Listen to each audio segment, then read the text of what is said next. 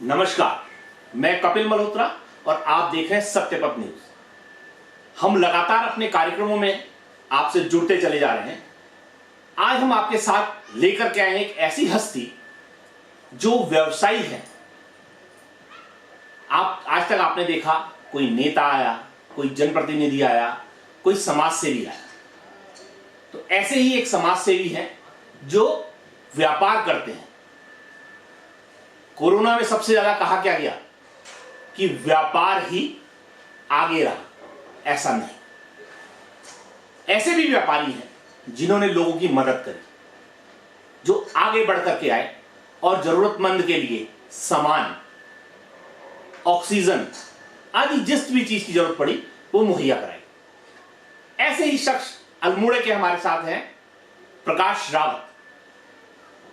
ये एक दुकानदार हैं, अपनी दुकान चलाते हैं और उस दुकान से जो भी अर्निंग होती है उससे अपना घर चलाते हैं। लेकिन आज अपने घर के साथ साथ इन्होंने देखा अपने समाज को। ऐसे ही शख्स हैं ये, इनसे आज मुलाकात करेंगे हम और जानेंगे कि क्या प्रेरणा रही, क्या सोच रही कि ये अपने घर के साथ साथ समाज की सेवा में लग गए। तो आइए मिलते हैं प्रकाश रावत जी से। प्रकाश जी, हम आपसे जानना चाहेंगे कि आप एक व्यवसायी होते हुए भी कोरोना काल में आपने जरूरतमंद लोगों की मदद करी, तो ये प्रेरणा आपको कहां से मिली, क्या सोच करके आप आगे आए और आपने क्या कार्य ऐसे करे, थोड़ा जानना चाहिए। नमस्कार कपिल जी, धन्यवाद आपका और आपके चैनल का। हाँ, मैं एक व्यवसायी हूँ। प्रतिदिन मेरे पास मेरी शॉप पर हर वर्ग के लोग आते हैं। मेरी उनसे वार्तालाप भी होती है, आज से नहीं कई समय से। और इस कोविड काल पे जब मैं मार्केट निकला, मेरी बातें कुछ असहाय या जरूरतमंद लोगों से भी हुई। उन्होंने अपनी परेशानियां मुझे गिनाई अपनी, तो मुझे लगा कि मैंने इनके लिए कुछ करना चाहिए। तो उस पर मैं घर पर आया, अपने घर में अपनी पत्नी से, अपने परिवार वालों से, मेंबरों से मेरी वार्ता हुई, तो इन्होंने कहा हाँ करना चाहिए कुछ। तो मेरा अपने परिवार के थ्रू जितनी भी मेरी हेल्प हो सकी मेरी फैमिली ने मुझे करी है। और साथ ही मैंने क्या कहते हैं, जो हमारी संस्था है राष्ट्रीय जनसेवा समिति, जो मेरी अस्मा अध्यक्ष हैं श्रीमती शोभा जोशी जी, उनसे भी इस बारे में मैंने विचार किए। तो उन्होंने कहा विचार आपके बहुत अच्छे हैं। तो इसी बात को आगे लेके उन्होंने एक मीटिंग कराई नेक्स्ट डे मेरी, अपने हमारी सभी सदस्यों की, मुझे भी आमंत्रित किया और मैं वहाँ पहुँचा। जब वहाँ पहुँचा तो जब मीटिंग स्टार्ट हुई तो उस समय हमारी बातें हुई वहाँ से। तो बातें जो हुई, जितने हमारे सदस्य उन्होंने कहा रावत जी आप बहुत अच्छा कार्य कर रहे हैं, हम आपके साथ हैं। तो मुझे वहाँ से उस सदस्यों के थ्रू उत्साहित करा गया और मुझे हिम्मत मिली। और दूसरी बात, जब मैं क्लास 5th-6th में था, उस समय मेरी माता जी भी काफ़ी समाज सेवी रही हैं तब स्टार्ट से ही। और उस टाइम में माता जी के साथ समाज के कई कार्यों में जाता था और मुझे वहाँ से भी बहुत बड़ी प्रेरणा मिली। जब हम क्या कहते हैं इस कार्य को, कोविड को लेते हुए चले, तो फिर मैंने घर पर आके फिर इस बारे में फिर बातें करी हैं, आज ये करना है वो करना है। तो इसके बाद भी हम काफ़ी ज़्यादा आगे बढ़ते रहे। और आज जैसे हमने मार्केट में देखा कि इसी कोविड में ऑक्सीजन ऑक्सीमीटर की काफ़ी कमी थी, जबकि किसी मेडिकल हॉल पर ऑक्सीमीटर नहीं थे। यहाँ तक कि हल्द्वानी में भी नहीं मिले हमें ऑक्सीमीटर। तो हमने जैसे लास्ट टाइम पे कोविड पे हमें ऑक्सीमीटर हॉस्पिटल पेशेंट को दे रही थी, इस टाइम पे बिल्कुल नहीं थी। और 15 दिन बाद हालांकि हमने वापस लिए ऑक्सीमीटर हॉस्पिटल में, लेकिन इस बार उस हॉस्पिटल से भी किसी पॉजिटिव को ऑक्सीमीटर नहीं मिले। तो हमने विचार किया कि हम शुरुआत ऑक्सीमीटर से करते हैं। प्रकाश जी ने कहा कि परिवार, छोटा सा परिवार, शुरुआत परिवार से ही होती है। पहले कहा जाता है मैं, मेरे बच्चे, मेरे माता पिता, ये मेरा परिवार है। फिर कहा जाता है मेरा कुनबा, वो मेरा परिवार है। फिर कहा जाता है मेरा राज्य, मेरा देश, ये मेरा परिवार है। तो प्रकाश जी ने यही बात बताई कि किस तरीके से उन्होंने एक सोच बनाई, उन्होंने लोगों को देखा कि क्या परेशानियां हो रही हैं, और ये सच्चाई है। इस कोरोना काल में बड़े बड़े लोग धराशायी हो गए। तो ये सब देखते हुए उन्होंने भी सोचा और बहुत अच्छी बात उन्होंने कही कि उनकी माताजी ने उनको प्रेरणा दी, उनकी पत्नी ने उन्हें प्रेरणा दी, उनके बच्चों ने उन्हें प्रेरणा दी।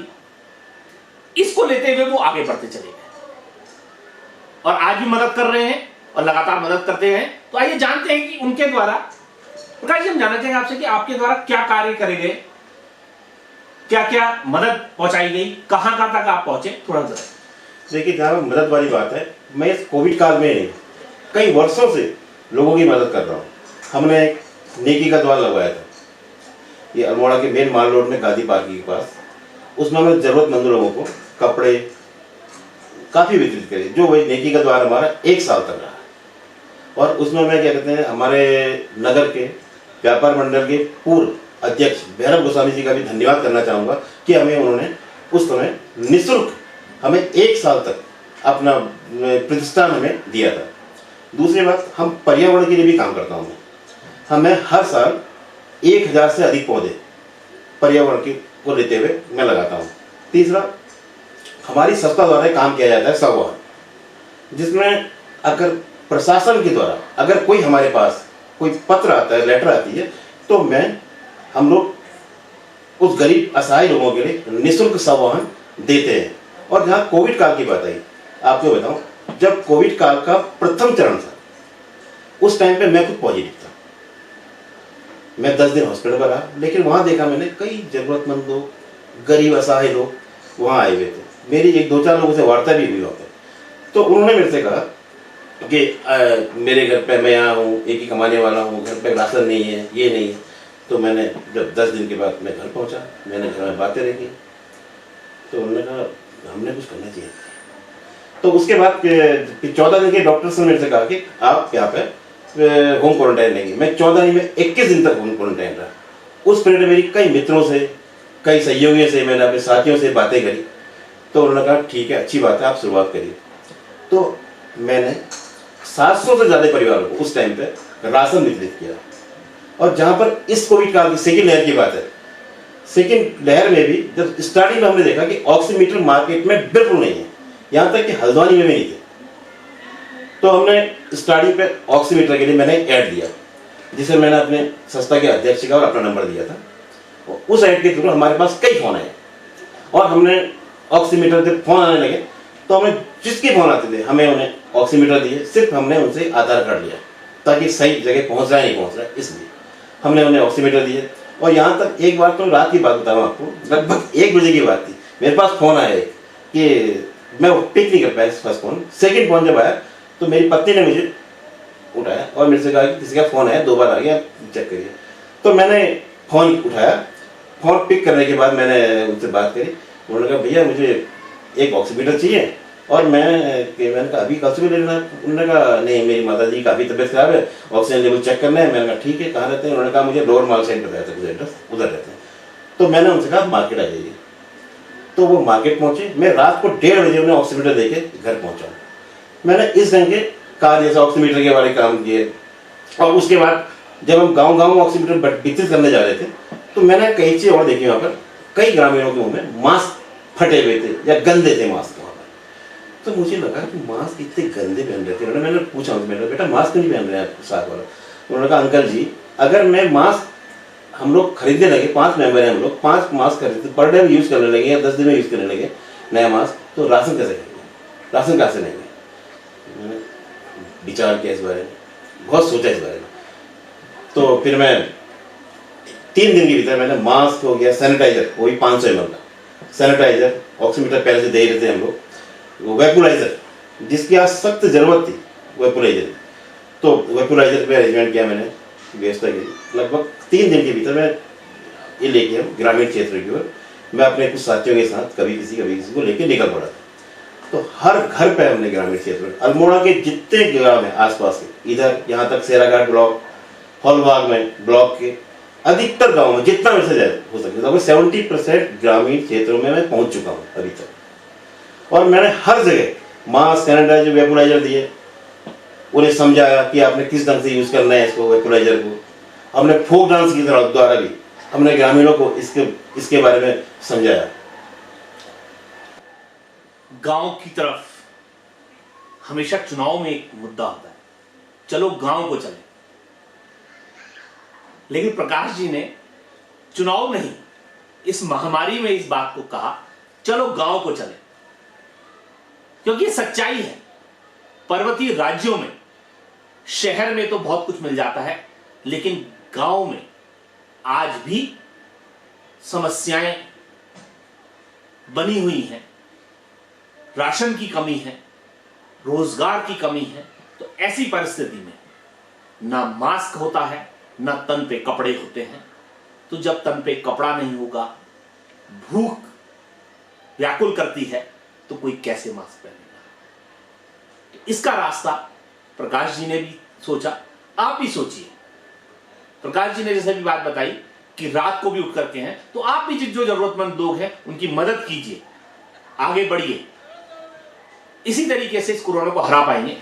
तो अब जानते हैं प्रकाश जी, हम जानते हैं कि वर्तमान में आपकी क्या रणनीति है और किस तरीके से कोरोना को हराने में आप आगे बढ़ेंगे। देखिए, मेरी जो रणनीति है इसमें लोगों को जागरूक करना।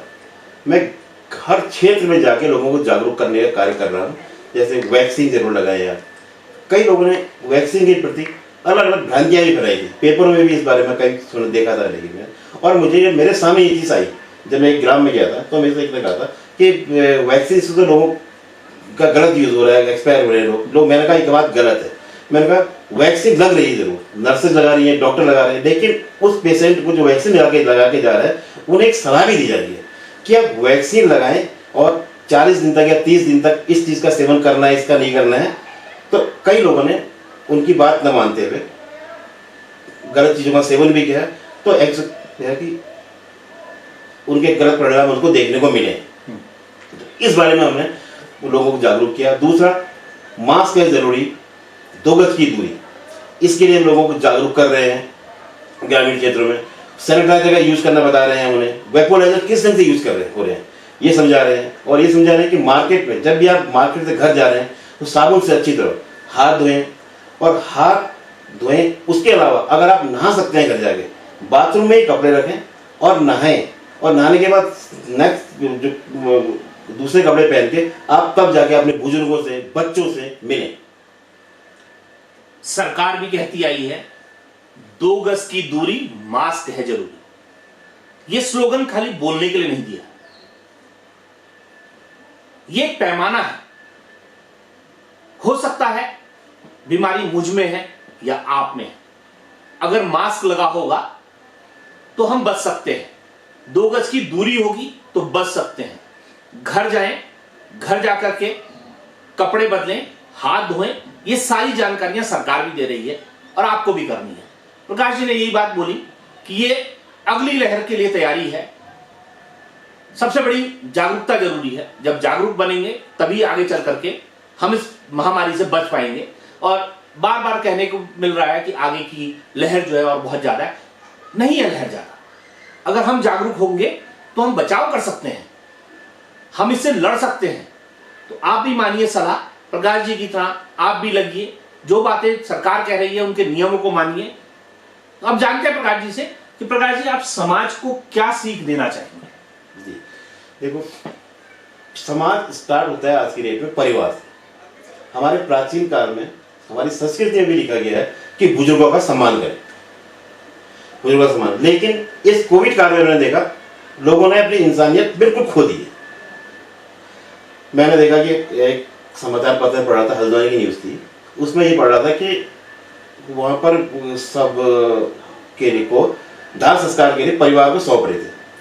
तो एक परिवार ने सीधे मना कर दिया कि आप खुद ही कर लीजिए। लेकिन एक समाज सेवक वहाँ पर ऐसे निकले, मैं उनसे काफ़ी प्रेरित हुआ इस बारे में कि वो समाज सेवक ऐसे निकले कि उन्होंने उनसे अपने व्हाट्सएप पर मंगाया कि हम कर लें दाह संस्कार, आप मुझे व्हाट्सएप भेजिए तब मैं कर पाऊंगा, क्योंकि उन्हें भी प्रूफ चाहिए। ठीक है, तो उन्होंने प्रशासन की निगरानी में उस कार्य को किया और प्रूफ भी अपने पास रखा है। और दूसरा, हम क्या करते हैं, ये लोगों से जागरूक करने के उसके लिए जागरूक इसके लिए कह रहे हैं कि आप क्या कहते हैं, इंसानियत न छोड़ें, एक दूसरे की मदद करें। साथ ही साथ हर आदमी का फर्ज बनता है आज के समय में कि एक आदमी, अगर सिर्फ एक आदमी की मदद कर ले तो ये चीज़ आज देखने को इतनी मिलेगी नहीं, समस्या इतनी पैदा ही नहीं होगी। आज ये हम देख रहे हैं होटल व्यवसाय बिल्कुल खत्म हो चुका है, उनके जो कारीगर से बेरोजगार है। 2 दिन पहले कितने कारीगर, 2 कारीगर मेरे पास पहुंचे थे, उन्होंने कहा कि हमें राशन दिला दीजिए राव जी। तो मैंने कहा ठीक है राशन दिलवाएंगे, उन्हें राशन दिलवाया हमने। इस तरह से कई लोग हमारे पास, ये टैक्सी ड्राइवर्स आ रहे हैं, गरीब परिवार के लोग आ रहे हैं। तो मेरा उद्देश्य ये मेरा उद्देश्य लोगों से कहना है कि सिर्फ एक संपन्न व्यक्ति अगर एक परिवार को की देख रेख कर ले तो कभी भी हमें इससे लड़ाई लड़ने का मौका आगे मिलता भी नहीं मिलेगा, और दूसरा इससे हमारा परिवार, समाज, देश की हालत भी सुधर जाएगी। बार बार सरकार की नीतियां घूम करके आ जाती है। सरकार भी कह रही है और समाज सेवी भी कह रहे हैं, और हम भी आपको बात बता, आपके आसपास कोई भी जरूरतमंद व्यक्ति है उसकी मदद कीजिए। कोई संपन्न व्यक्ति है आप उसको बताइए, आप हमें बताइए। कोई भी जरूरतमंद व्यक्ति हो उसके लिए हम आगे हैं, प्रकाश जी आगे हैं, ऐसे बहुत सारे लोग आगे हैं। बस आपको जागरूक होना है, आपको आगे आना है। आप केवल इतना काम कीजिए कि समाज को बताइए, जरूरतमंद व्यक्ति का नाम बताइए, उसके पास पहुंचाइए। अगर एक एक चेन जुड़ती चली जाएगी तो बहुत जल्दी कोरोना को हराया जा सकता है। इसी तरीके से फिर हम आपसे मिलेंगे। हम बार बार आपसे कह रहे हैं, आपके कोई भी सवाल हो किसी राजनेता से, किसी समाज सेवी से, तो आप वो हमें भेजिए। हम आपके सवालों पे बात करेंगे, लगातार मिलते रहेंगे। नमस्कार। नमस्कार।